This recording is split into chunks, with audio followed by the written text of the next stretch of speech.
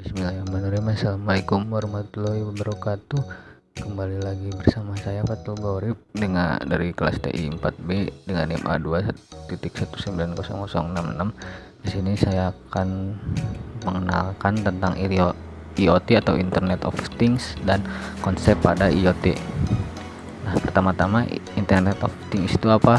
Internet of Things adalah suatu konsep atau program di mana sebuah objek memiliki kemampuan untuk mentransmisikan atau mengirimkan data melalui jaringan tanpa menggunakan bantuan perangkat komputer dan manusia.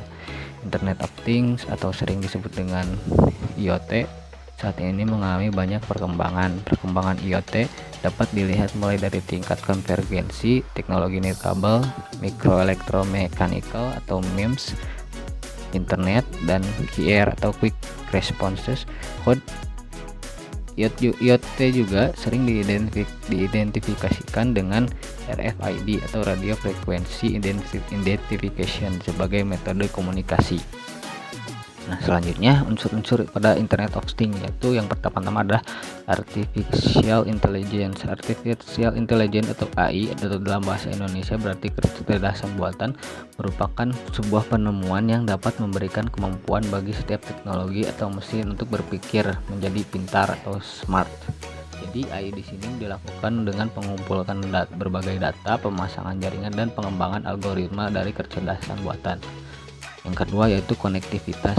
Konektivitas atau biasa disebut dengan hubungan koneksi antar jaringan di dalam sebuah sistem IoT yang terdiri dari perangkat kecil sebagai sistem akan saling terhubung dengan jaringan.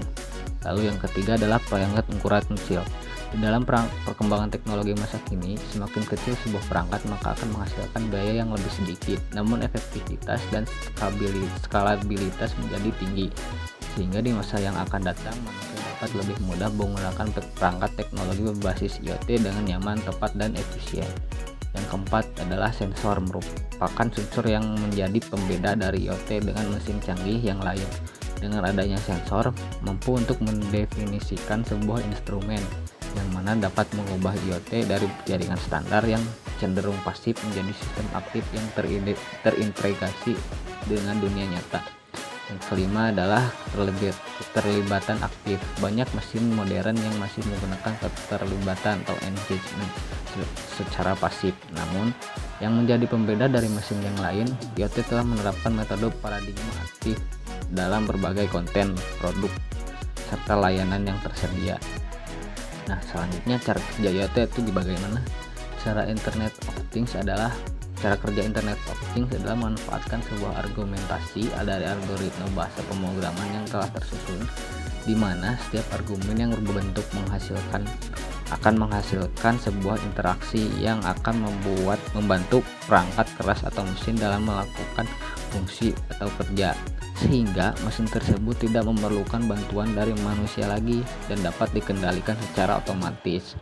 Faktor terpenting dari jalannya program tersebut terletak pada jaringan internet yang menjadi penghubung antara sistem dan perangkat keras. Tugas utama dari manusia adalah menjadi pengawas untuk memonitoring berbagai tindakan dan perilaku dari mesin saat bekerja. Kendala terbesar dari pengembangan Internet of Things adalah dari sisi sumber daya yang cukup mahal, serta penyusunan jaringan yang sangat kompleks. Biaya pengembangan juga masih terlampau mahal dan tidak semua kota atau negara telah menggunakan IoT sebagai kebutuhan primer mereka. Nah, di sini adalah konsep IoT di rumah atau bisa disebut dengan smart home. Nah, konsep smart home atau rumah pintar yang memungkinkan pemilik rumah untuk mengontrol berbagai aktivitas dengan menggunakan smartphone dari jarak jauh. Nah, di bawah ini adalah konsep IoT smart home. Nah, yang pertama yaitu pintu otomatis. Proyek pintu pintar ini dapat membuka pintu garasi atau pintu kamar, pintu ruangan secara otomatis dengan menggunakan sidik jari saja. Bisa juga dengan menggunakan sensor muka maupun password.